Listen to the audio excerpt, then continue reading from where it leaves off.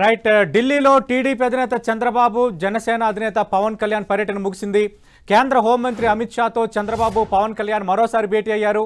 అమిత్ షా నివాసంలో సుమారు 50 నిమిషాల పాటు జరిగిన ఈ సమావేశంలో ఏపీ ఎన్నికల్లో సీట్ల సర్దుబాటుపై చర్చించారు. జనసేన, బీజేపీకి కలిపి 8 పార్లమెంటు, 30 అసెంబ్లీ స్థానాలు ఇచ్చేందుకు టీడీపీ రెడీ అయింది. 17 లోక్సభ, 145 అసెంబ్లీ స్థానాల్లో పోటీ చేయనుంది టీడీపీ. ఇక ఏ స్థానాల్లో ఎవరెవరు పోటీ చేస్తారన్న దానిపై త్వరలో అధికారికంగా ప్రకటన కూడా చేయబోతున్నారు. రాష్ట్ర దేశ ప్రయోజనాల కోసం కలిసి పనిచేయాలని 3 పార్టీల నేతలు నిర్ణయించినట్టుగా పార్టీలు చెబుతున్నాయి. ఈ సందర్భంగా ఎన్డీఏలోకి టీడీపీని బీజేపీ ఆహ్వానించింది.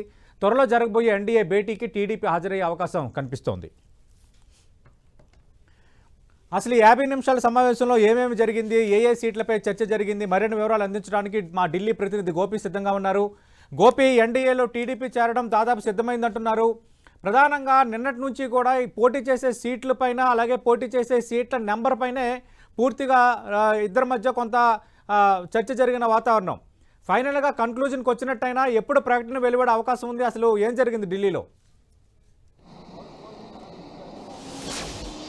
ఎస్ సతీష్, 3 రోజుల చంద్రబాబు అలాగే పవన్ పర్యటన నేటితో ముగుస్తోంది.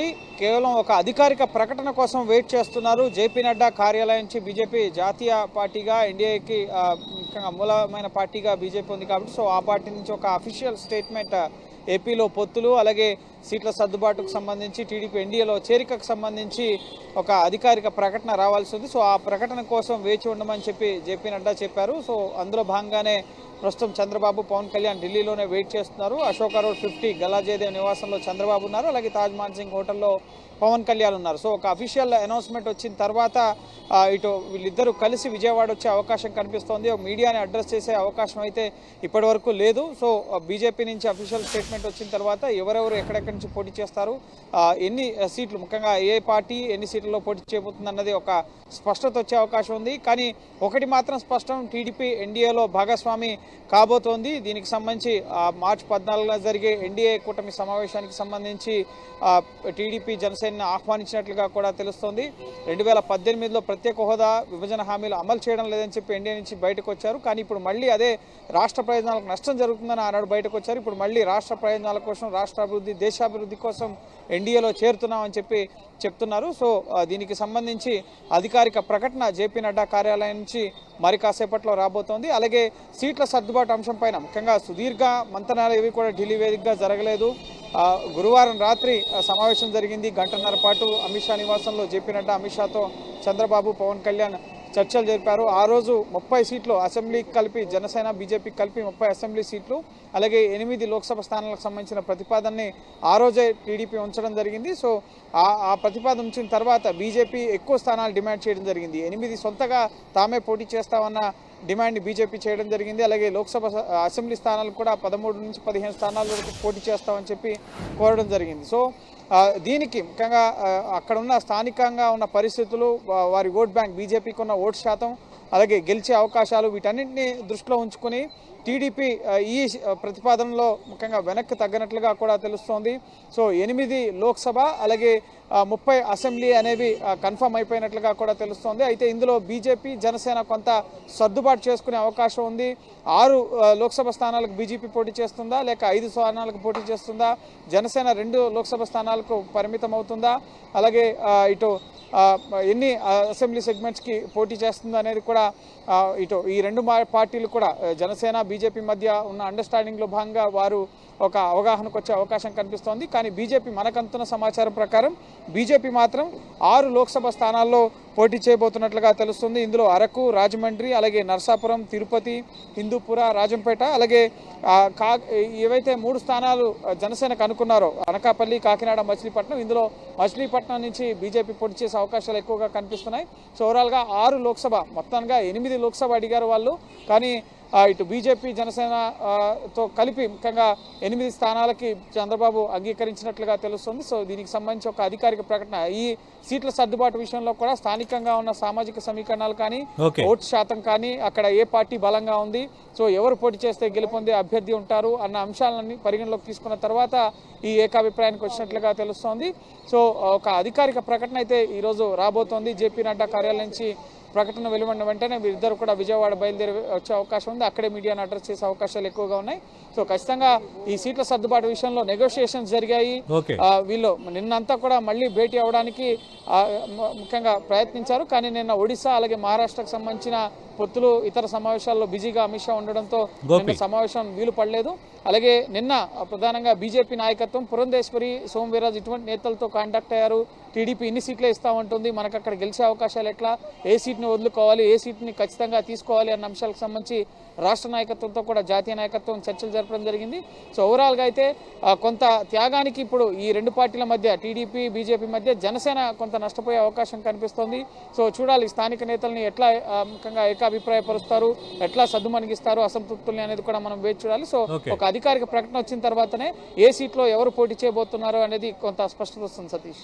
రైట్ గోపి. ఇక మా ప్రతినిధి రవిచంద్ విజయవాడ నుంచి సిద్ధంగా ఉన్నారు. రవిచంద్, చాలా ఇంట్రెస్టింగ్ అంశాలు చోటు చేసుకున్నాయి. దాదాపు అటు జనసేన భారతీయ జనతా పార్టీకి 8 లోక్సభ 30 అసెంబ్లీ స్థానాలు ఇవ్వాలని ఇప్పటికే తెలుగుదేశం పార్టీ నిర్ణయం తీసుకున్న నేపథ్యంలో ఇంకా మీరిద్దరూ తేల్చుకోండి అంటూ జనసేన బీజేపీకి ముడిపెట్టారన్న అంశం ఒకటైతే, ఇప్పుడు పవన్ కళ్యాణ్ అంటే జనసేన ఒక సీట్ను త్యాగం చేయడానికి సిద్ధమైంది అంటున్నారు. మరో ఇంట్రెస్టింగ్ ఫ్యాక్టర్ వినిపిస్తుంది ఏంటంటే, పవన్ కళ్యాణ్ ఈసారి ఎంపీగా పోటీ చేసే అవకాశాలు ఉన్నాయంటున్నారు. ఈ వార్తల్లో వాస్తవం ఎంత? ఎప్పటికల్లా అధికారిక ప్రకటన వచ్చే అవకాశం ఉంది? టీడీపీ శ్రేణులు ఏమంటున్నాయి? ఈ సీట్ల పీఠముడి ఇక వీడినట్టే అని టీడీపీ నేతలు అంటున్నారా? సతీష్, ప్రధానంగా మీరు చెప్పిన దాంట్లో ఏదైతే పవన్ కళ్యాణ్ ఎంపీగా పోటీ చేయటం అనేది కొంత ఢిల్లీలో జరుగుతున్నట్టు కూడా కొంత ప్రచారం అయితే జరుగుతుంది. కానీ ఇది ఏదైతే నిన్నటి నుంచి కూడా టీడీపీ జనసేన వర్గాల్లో ఒకవేళ కనుక పవన్ కళ్యాణ్ ఎంపీగా పోటీ చేస్తే ఆ ఇంపాక్ట్ రాష్ట్రంలో ఎన్నికల మీద పడుతుంది, జనసేన క్యాడర్ పూర్తిగా సహకరించరేమో అనే అనుమానాన్ని టీడీపీ అయితే వ్యక్తం చేస్తుంది. ఎందుకంటే ఒకవేళ గనక ఢిల్లీ వెళ్ళిపోతే కనుక పవన్ కళ్యాణ్ ఇక రాష్ట్రంలో ఎవరు ఆ పార్టీ తరఫున లీడ్ చేస్తారనేది ఒక చర్చ వస్తుంది. ఈ నేపథ్యంలో కొంత నష్టం జరిగే అవకాశం ఉందనేది ఒక చర్చ అయితే జరుగుతుంది. అదేవిధంగా పొత్తుల వ్యవహారం నిన్నటి నుంచి కూడా చూస్తూ ఉన్నాం. ఏదైతే జనసేన నుంచి కేవలం ఒక్క స్థానం మాత్రమే బీజేపీకి పోయే అవకాశం కనిపిస్తుంది. 3 పార్లమెంట్ స్థానాలు టీడీపీ కేటాయించింది జనసేనకి, దానిలో ఒక స్థానం మాత్రమే బీజేపీకి ఇస్తున్నారు. అంటే దీంట్లో అసెంబ్లీ స్థానాల్లో మాత్రం యథావిధిగా ఉండే అవకాశం ఉంది. ఏదైతే జనసేనకి 24 స్థానాలని ఇప్పుడు వరకు అనుకున్నారు, ఆ స్థానాల్లో ఎటువంటి మార్పు లేదు. కానీ బీజేపీకి మాత్రం 6 ఎమ్మెల్యే ఏదైతే అసెంబ్లీ అభ్యర్థుల స్థానాలని కేటాయించబోతున్నారు. ఈ లెక్కన మొత్తం కూడా ఇరువురికి కలిపి 30 అసెంబ్లీ స్థానాలు, 8 పార్లమెంట్ స్థానాలని కేటాయించాలని ఇప్పటికైతే నిర్ధారణ అయింది. అధికారికంగా మరి కాసేపట్లో ప్రకటన వచ్చే అవకాశం ఉంది. అయితే ఇక్కడ కొన్ని ఏదైతే పొత్తులో భాగంగా పీఠముళ్ళు అయితే కొన్ని అయితే కనిపిస్తున్నాయి సతీష్. ప్రధానంగా 2 పార్టీల మధ్య సీట్లకు సంబంధించి పార్లమెంట్ స్థానాల విషయంలో కొన్ని ఇబ్బందికర పరిస్థితులు అయితే కనిపిస్తున్నాయి. ముఖ్యంగా విశాఖ స్థానానికి సంబంధించి అక్కడ భరత్ ఉన్నారు. భరత్ చాలా కాలంగా పనిచేసుకుంటూ ఉన్నారు. ఏదైతే అక్కడ సీఎం రమేష్ కావచ్చు, జీవీఎల్ నరసింహారావు కూడా అదే స్థానాన్ని కావాలని కోరుతున్నట్టు సమాచారం వస్తుంది. అదేవిధంగా రాజమండ్రిలో సైతం బీజేపీ రాష్ట్ర అధ్యక్షురాలు పురంధేశ్వరి ఆశిస్తున్నారు. అక్కడ కూడా టీడీపీ నుంచి గట్టి అభ్యర్థులు ఖమ్మంపాటి రామ్మోహన్ రావు కావచ్చు, అదేవిధంగా ఏదైతే రాజానగరం ఇన్ఛార్జిగా ఉన్నారు బొడ్డు వెంకటరమణ చౌదరి, ఆయన కూడా గట్టిగా అక్కడ ఆశిస్తున్నారు. మరో ఎన్ఆర్ఐ రవి కూడా అక్కడ సీటుని ఆశిస్తున్నారు.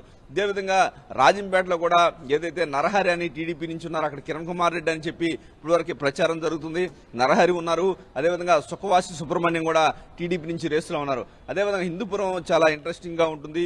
అది టీడీపీకి చాలా బలమైన సీటుగా చెప్పుకోవచ్చు. ఎందుకంటే ఆ పార్టీ ఓడిపోయినప్పుడు కూడా హిందూపూర్ పార్లమెంట్ పరిధిలో టీడీపీ చాలా బలంగా ఉంటుంది. ఈ నేపథ్యంలో ఆ స్థానాన్ని ఏదైతే బీజేపీకి ఇవ్వడానికి టీడీపీ అంత ఇష్టపడకపోవచ్చు అంటున్నారు. అదేవిధంగా జనసేన బీజేపీ మధ్య కూడా సీట్ల విషయంలో కొంత ఇబ్బందికర పరిస్థితి కొంత కనిపిస్తుంది. ఎందుకంటే ముఖ్యంగా 2014లో బీజేపీ గెలిచిన 4 స్థానాల్లో తాడేపల్లిగూడెం ఉంది. కానీ ఇప్పుడు తాడేపల్లిగూడెం జనసేన కోరుకుంటుంది. బొలిశెట్టి శ్రీనివాస్ అనే ఉన్నారు. తాడేపల్లిగూడెంలో ఎట్టి పరిస్థితుల్లో కూడా దివంగత మాణిక్యాలరావు కుటుంబ సభ్యులకి ఇవ్వాలని బీజేపీ భావిస్తుంది. ఈ లెక్కను చూసుకుంటే కనుక కొన్ని ఇబ్బందికర పరిస్థితులు అయితే మనకి కనిపిస్తూ ఉన్నాయి. అదేవిధంగా ధర్మవరంలో కూడా వరదాపురం సూరికి ఇవ్వాలి, ఆయన టీడీపీ నుంచి పోటీ చేయడానికి ఆసక్తి చూపుతున్నారు. ప్రస్తుతం బీజేపీలో కొనసాగుతున్నారు. ఇది కూడా కొంత కాంప్లికేటెడ్ గా ఉన్నారు. అక్కడ పరిటాల శ్రీరామ్ టీడీపీ నుంచి రేసులో ఉన్నారు. ఈ లెక్కన కొన్ని అసెంబ్లీ విషయాల్లో కొన్ని ఇబ్బంది లేకపోయినప్పుడు కూడా జమ్ముల మడి కూడా ఇంట్రెస్టింగ్ గా ఉంటుంది. ఎందుకంటే బాబాయ్ అబ్బాయి మధ్య పోటీ పడే అవకాశం ఉంటుంది. ఎందుకంటే భూపేష్ రెడ్డి టీడీపీ ఇన్ఛార్జ్ గా ఉన్నారు. కానీ అక్కడ ఏదైతే ఆదినారాయణ రెడ్డి మాజీ మంత్రి బీజేపీ అభ్యర్థి అయ్యే అవకాశం ఉంది. ఈ లెక్కన కొన్ని ఇంట్రెస్టింగ్ గా సబ్జెక్ట్స్ అయితే కనిపిస్తున్నాయి. ఇవన్నింటినీ కూడా చంద్రబాబు ఏ విధంగా ఈ పీఠముళ్ళన్నీ విప్పుతారో చూడాలి. ఏదైతే 2 రోజుల నుంచి ఆంధ్రప్రదేశ్ లో మొత్తం కూడా ఈ పొత్తు వ్యవహారాల మీదే ఇరు పార్టీల నేతలు కూడా చర్చించుకుంటున్నారు. టీడీపీ అంటే రవిచంద్ర ఈ రోజు ఏమైనా అధికారికంగా ప్రకటించిన అవకాశం ఏమైనా ఉందా, లేదంటే ఒక 1-2 రోజులు వెయిట్ చేయాల్సిన పరిస్థితి ఏమైనా ఉందా? అంటే సతీష్ ఇప్పుడు వరకు అయితే ఒక ప్రకటన అయితే వస్తుంది అనుకుంటున్నారు. టీడీపీ కేంద్ర కార్యాలయంలో కూడా తమ కేడర్ కావచ్చు, తమ నేతల్ని కన్విన్స్ చేసే విధంగా చంద్రబాబు తరపున ఒక లేఖనైతే రెడీ చేస్తున్నారు. ఢిల్లీలో ఏదైతే నడ్డా కార్యాలయం నుంచి కూడా ఈ పొత్తులకు సంబంధించి ఒక ప్రకటన, పత్రికా ప్రకటన వస్తుందంటున్నారు. చంద్రబాబు మాత్రం తమ నేతలకు కావచ్చు, తమ కార్యకర్తలకి కన్విన్స్ గా ఒక లెటర్ తయారు చేస్తున్నారు. బీజేపీతో ఎందుకు పొత్తుకో పెట్టుకోవాల్సి వస్తుంది, 2024 తర్వాత ఒకవేళ ప్రభుత్వం వస్తే బీజేపీ సహకారం ఆంధ్రప్రదేశ్కి అవసరం, ఏ విధమైన పరిస్థితుల్లో ఆంధ్రప్రదేశ్ ప్రయోజనాలకు ఇబ్బంది కలిగే పరిస్థితులు రానివ్వను, ఆంధ్రప్రదేశ్ అభివృద్ధి కోసమే తాను పొత్తు పెట్టుకున్నాను అనే విధంగా ఒక కన్విన్స్ గా ఒక లెటర్ అయితే చంద్రబాబు తరఫున ఆ పార్టీ కార్యాలయం అయితే రెడీ చేసింది. ఏదైనా పొత్తుకు సంబంధించి మరి కాసేపట్లో ప్రకటన వచ్చే అవకాశం ఉంది. అయితే ముఖ్యంగా ఎన్డీఏలో చేరే అంశానికి సంబంధించి ఎన్డీఏ పక్షాల మీటింగ్ 11వ తారీఖు ఉంటుందని ప్రచారం జరుగుతుంది. ఆ రోజు చంద్రబాబు కూడా ఆ మీటింగ్ కి వెళ్లి అందరితో కలిసి ఏదైతే మిత్రపక్షాలన్నీ కూడా కలుస్తాయి, ఆ రోజు ఎన్డీఏ పక్షాలు మొత్తం వస్తూ ఉంటాయి. మొదటిసారిగా ఈసారి ఎన్డీఏలో చేరాక మొదటిసారి చంద్రబాబు ఆ కార్యక్రమానికి హాజరవబోతున్నారు. సతీష్ రైట్ రవిచంద్, మనం చూస్తున్నాం ఫైనల్ గా పొత్తు అయితే పొడిచింది. ఇంకా సీట్లకు సంబంధించి అధికారికంగా ప్రకటన రావడమే తరువాయి అంటున్నారు.